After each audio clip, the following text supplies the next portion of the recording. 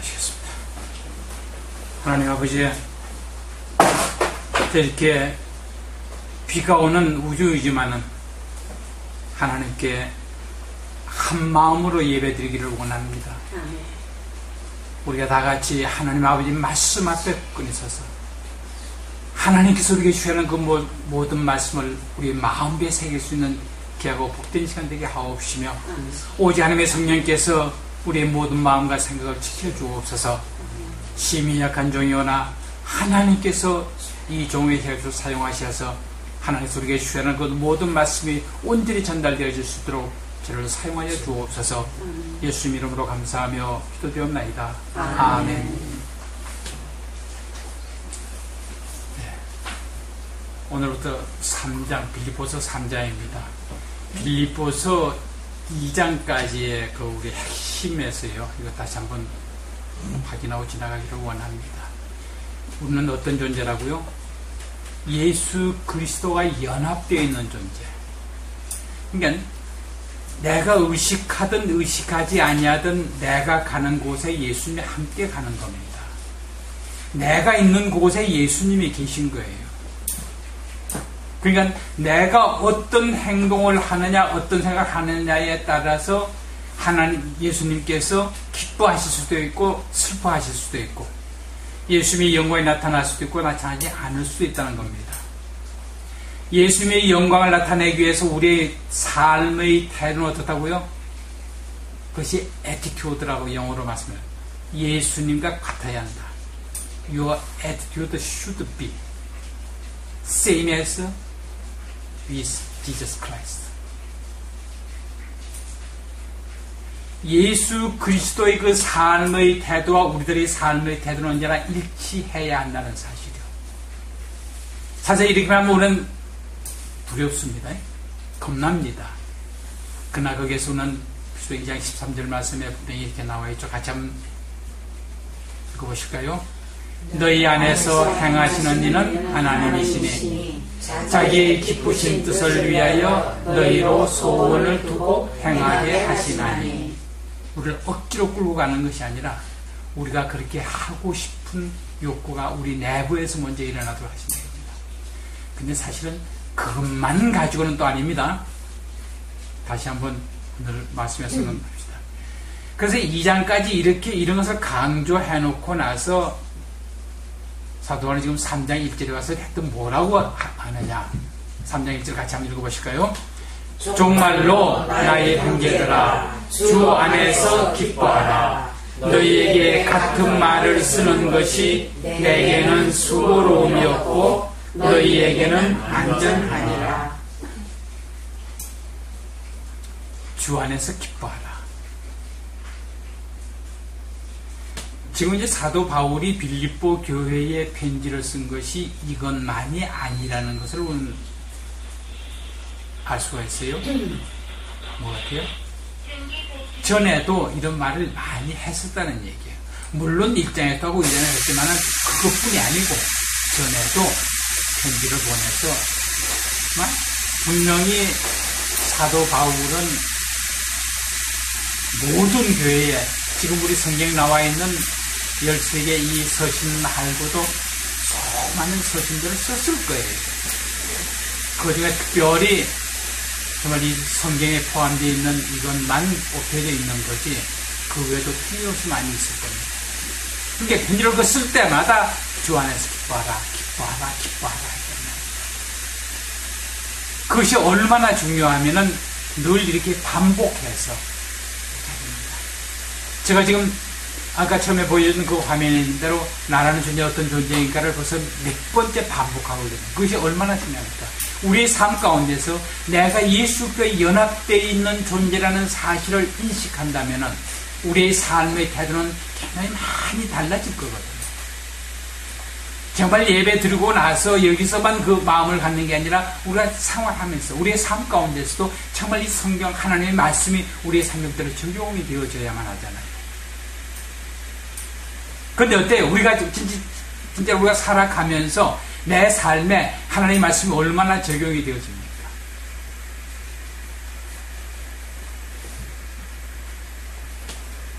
사실은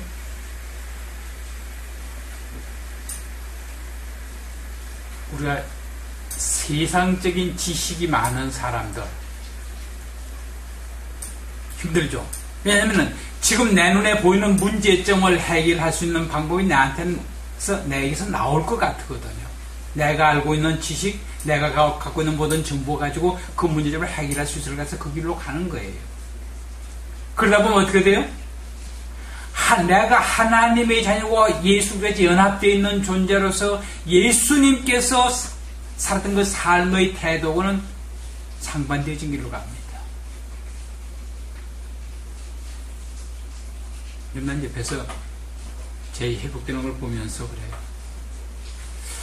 정말 우리 하나님의 말씀이 내 삶 가운데서 그대로 적용이 되어질 수 있으면 얼마나 좋을까. 분명히 예수님이 그랬잖아요. 내가 차찌게 말고 내가 남을 입었다고 그랬거든요. 그래서 우리 힘으로는 도저히 그것이 완전히 믿어지지 않게 우리의 믿음을 더 도와주시기 위해서 의사동원해서 수술까지 했잖아요. 사실 우리는 그 정도까지만 해도 이제는 정말 하나님께서 나를 도와주시고 나를 회복시켜줄 거야. 근데 자꾸 일어나면 그러지 않잖아요. 우리 몸이 말을 안 듣잖아요. 그럴 때 우리가 할 수 있는 건 뭐예요? 아니야. 내가 지금 회복되지 않는 것이 아니라 정말 성령님께서는 전지전능하신 그 성령님께서는 분명히 해주실 거야. 난 힘이 있어.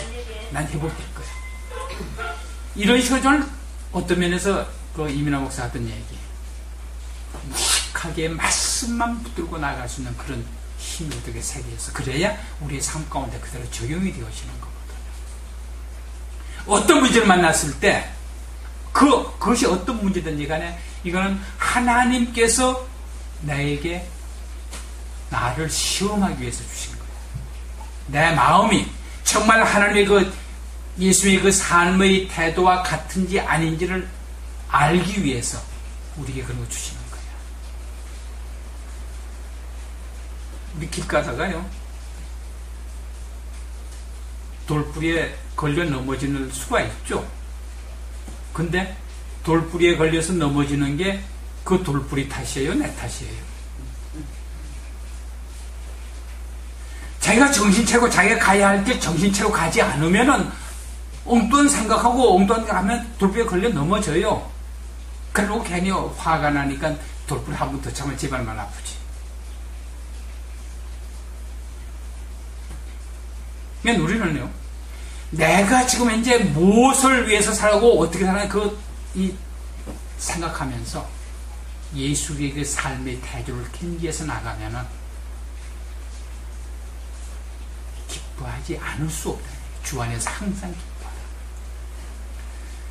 분명히 예수님께서도 우리 기쁨이 그냥 사그라져 버릴 거라고 얘기하지 않았습니다. 예수님께서 말씀하신 건 우리 심지어 그 전부분이 있습니다만 이 뒷부분만 한번 같이 읽어보실까요?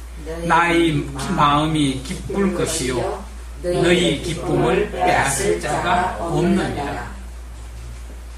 누가 로마서 8장 35절, 36절, 37절 말씀 찾아서 읽어봐 주시기 바랍니다.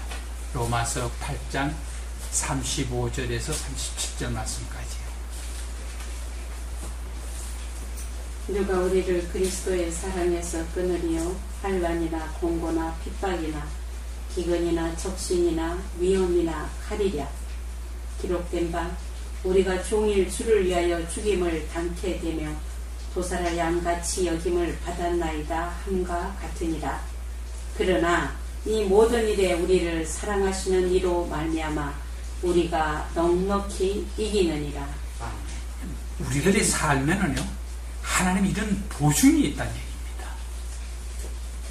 정말 우리가 정말 사실 많은 환난, 고통, 그 어려움, 힘든 가운데 정말 죽을 것 같은 그런 환경 가운데서도 하나님께서 나를 사랑하고 계신다는 그 사실만 내 마음 가운데 믿어지면은 그런 환난, 고통, 그런 것들이 나를 매몰시키지 못해요.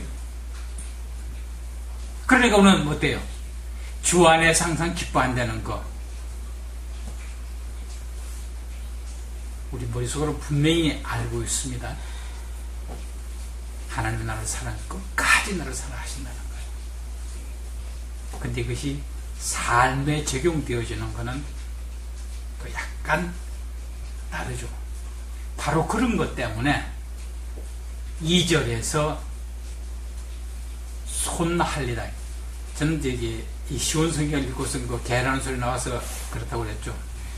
분명히 이 성경 읽으면서 읽었는데 여기서는 개들을 삼가고 그래서 그냥 이 사람을 유대주의자들을 개로 호칭했다는 생각 없이 그냥 개들을 삼가고 당연히 개는 좀 조심해야 하는 그런 생각만 가지고 읽었던 것 같아요.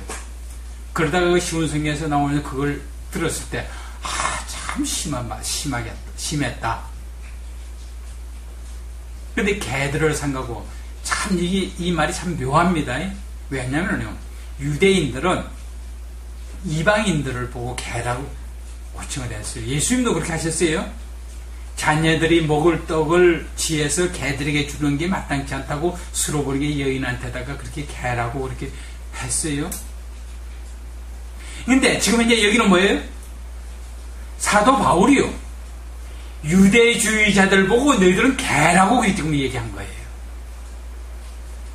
너희들이 하나님 말씀에 순종하지 않고 하나님 말씀에 살아가지 않는 자들을 개라고 호칭했는데, 사실은 지금 이제 현재 너희들이 하나님 말씀을 무시해버리고 너희들 기준 가지고 사람 판단해가면서 하나님 말씀을 어기고 있다. 그러니 너희들이 말하는 그대로 너희들은 진짜 개다 이 말이에요. 그러면서 하나님 말씀에 순종하지 않는 자들은 악인들, 행악자들, 악을 행하는 자들. 하나님 말씀에 순종하지 아니하는 자들, 하나님 말씀대로 우리의 삶에 적용하지 아니할 때는 분명히 우리들이 이렇게 개 같은 사람이고 행악자가 된다는 얘기입니다. 그러면서 여기서 손할례당, 할례당은 뭐는 의미의 할례당을 썼냐면요, 하나님 말씀에 온전히 순종해서 하나님과 나와의 관계를 언제나 인식해가면서 살아가는 사람들을 할례당이라고 칭했습니다. 너희들 겉으로 할례당인 척하면서 사실은 그 할례당을 욕보이고 그 하나님을 욕보이고 하나님 영광을 가리는 사람들이라고 이렇게 심하게 그들을 개라고 호칭을 합니다. 그럼 우리 다시 한번 정말 그 할례가 어떻게 기원이나 할례의 기원에 대해서 한번 살펴볼까요? 이 앞에 있는 성경 말씀 같이 한번 읽어보십시다. 하나님이 또 아브라함에게 이르시되 그런즉 너는 내 언약을 지키고 내 후손도 대대로 지키라. 너희 중 남자는 다 할례를 받으라.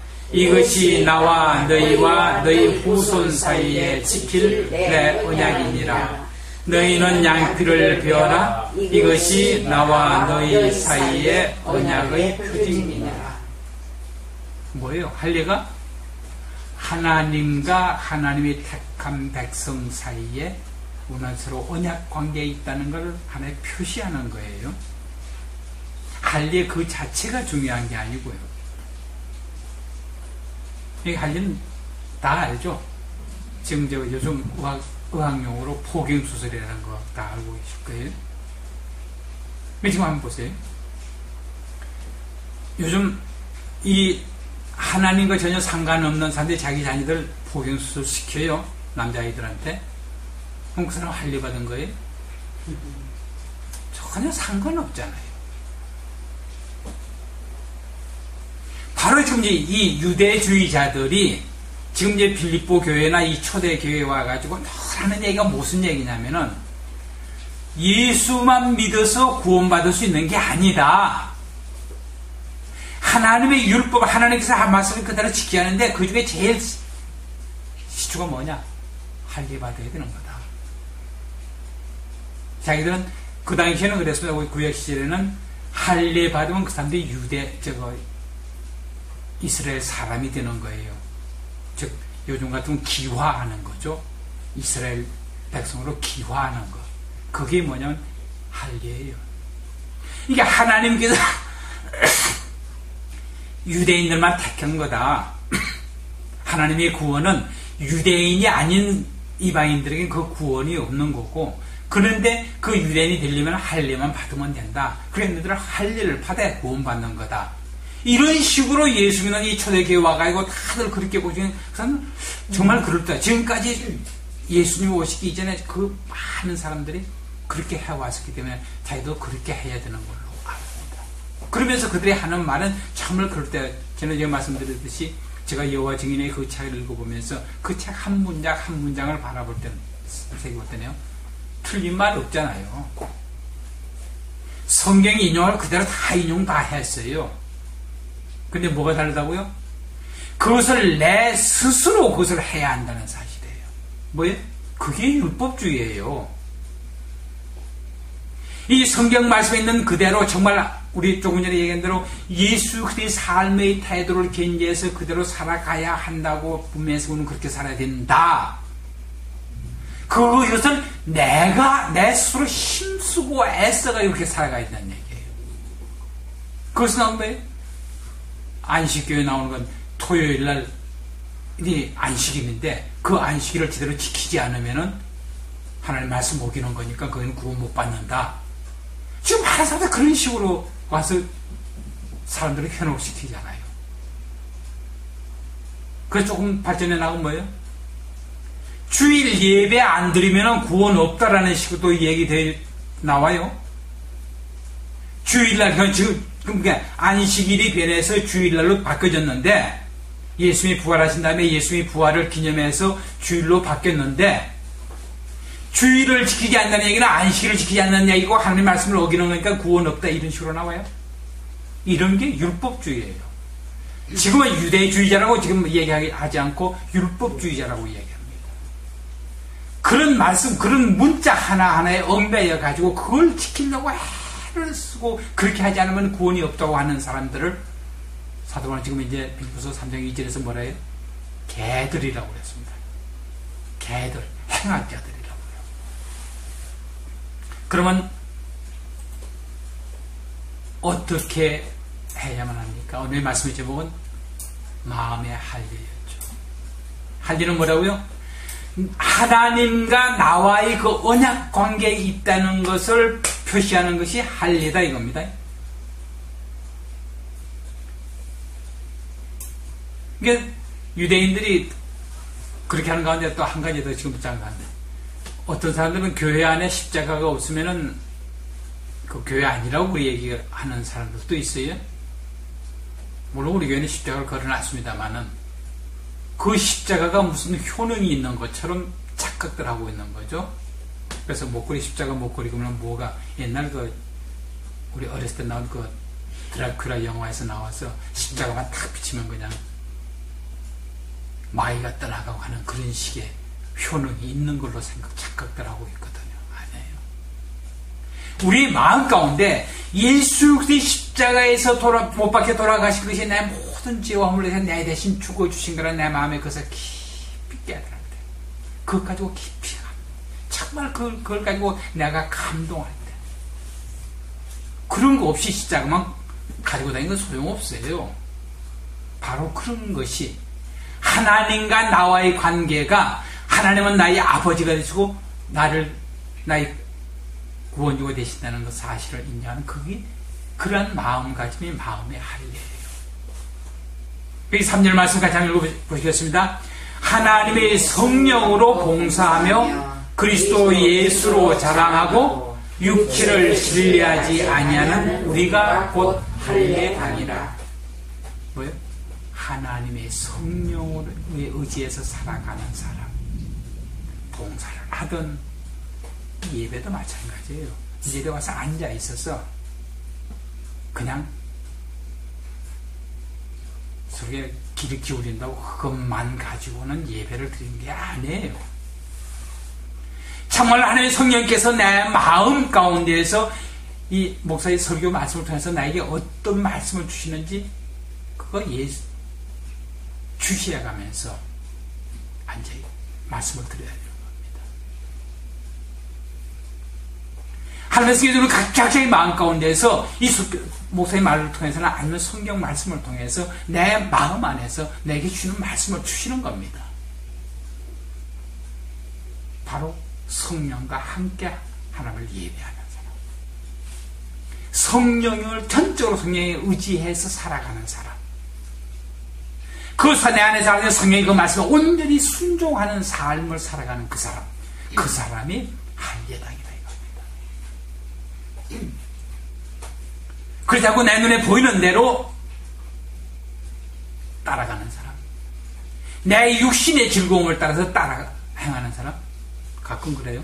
너희 안에 생하시는 하나님이시니, 그래서 2장 14절의 말씀을 인용하면서 자기의 깊은 뜻에서 너희로 마음의 소원을 두고 행하게 하시나니, 내 마음에 하나님께서 자기의 뜻을 이루기 위해서 내 마음에 저도 하고 싶은 마음을 주는 거 아니야. 그런데 내 하고 싶은 대로 하는 게 하나님 뜻을 이루는 거 아니야. 어거지로 그렇게 끌고 가는 사람들도 있어요.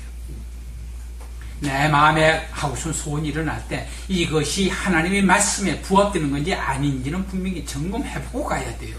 그냥 멍청하게 따라가면은요, 자기 육신의 소욕대로 살아가는 삶을 살게 되는 게 90% 이상입니다. 그러니까 성경을 자의로 해석하게 되어져요. 하나님의 성령께 의지하지 아니하고는 우리는 도저히 하나님을 믿는 믿음의 삶을 살아갈 수가 없어요. 이게 믿음과 생활이 괴리 되어져 버려요. 신앙과 생활이 동떨어져 버린다고요. 신앙생활 따로 있고 일반 세상생활 따로 있고요. 이렇게 예배드리고 뭐 성경 읽고 까장은 기도하는 그것이 신앙생활이고, 그거 끝나고 나서 나가서 회사에 가고 어디 가서 사회생활 하면 그건 또 사회상 세상 법대로 살아간다. 우리는 그거 아닙니다. 우리 예수 믿는 삶은요, 정말 자나깨나 죽으나 사나 하나님의 그 말씀에 순종하는 삶이 우리 예수 믿는 사람들의 살아가야 될 자세, 그것이 우리의 애티튜드. 예수님께서 그렇게 사셨어요. 그러니까 정말 예수님 우리에게 그렇게 사는 사람이 뭐라고 그랬어요? 우리의 삶은요, 예수님이 책임져 주십니다. 너는 무엇을 먹을까 무엇을 마실까 염려하고 근심하지 말으라고 그랬어요. 그건 내가 다 알고 있으니까 내가 다 채워줄 테니까 너는 거기에 포커스 맞추지 말고 오직 하나님의 영광, 정말 예수님의 삶의 그 자세를 따라서 살아갈 때 우리의 삶을 통해서 하나님의 영광이 나타나는 거거든요. 그렇지 않으면 지금 이제 우리 오늘 말씀했어요. 개들을 하나님의 말씀에 순종하지 아니하고 하나님의 말씀에 살아가지 아니하는 자들을 분명히 성경에서 개들이라고 했습니다. 우리가 그렇게 정말 우리들은 이 마음의 할례를 받았어요. 할례는 다시 말씀드려서 하나님과 우리와 언약의 관계에 있다는 사실을 표시하는 것이 마음의 할례입니다. 그것을 우리의 마음에다 새겨놓고 예수 그리스도께서 십자가에 죽으신 것이 나의 모든 죄와 허물 때문에 죽어졌다는 사실만 받아들인다면 복음의 첫 부분만 받아들이는 거예요. 나를 구원하시고 나가 하나님의 자녀처럼 살아가기 위해서는 두 번째 복음이 필요해요. 어떤 복음이에요? 두 번째 복음이 뭘까요? 처음 듣는 얘기인지도 모르겠습니다만 두 번째 복음이 뭘까요? 이건 내가 만든 용어인지도 모르겠어요. 제가 해서 들은 것도 같은데 그렇지 않은지도 모르겠어요. 두 번째 복음은요, 우리의 삶은 성령님에 의하지 아니하고는 전혀 믿음으로 살 수 없다는 사실, 그걸 인지하고, 즉 내가 믿음으로 살아갈 수 있는 유일한 것은 오직 성령님에 의지해서 성령에 순종하는 삶을 살아가야 한다는 사실입니다. 이거 없이는 우리 자신이 율법주의자가 될 가능성이 많습니다. 누구는 이렇게 하니까 그 사람 믿음이 좋네, 누구는 이렇게 안 하니까 그 사람 믿음이 좋지 않네. 전혀 그거 아닙니다. 오직 성령님에 의해서 우리의 믿음을 굳건히 지켜나가는 모두가 되어지기를 주님의 이름으로 축원합니다. 기도하겠습니다. 하나님 아버지, 진실로 우리가 주 예수 그리스도 안에서의 삶을 살기 위해서는 항상 기뻐한다는 것, 이것을 잊지 말게 하여 주옵소서. 진실로 우리의 삶의 태도가 예수 그리스도의 그 삶의 태도를 온전히 본받는 자 되게 하여 주옵소서. 이렇게 할 수 있는 길은 오직 성령님을 의지하고 성령님의 순종하는 삶을 살 수밖에 없사오니 매 순간순간마다 성령으로 충만케 하여 주시어서 성령의 인도함을 온전히 받고 나갈 수 있도록 축복하여 주옵소서. 예수 이름으로 감사하며 기도드리옵나이다. 아멘.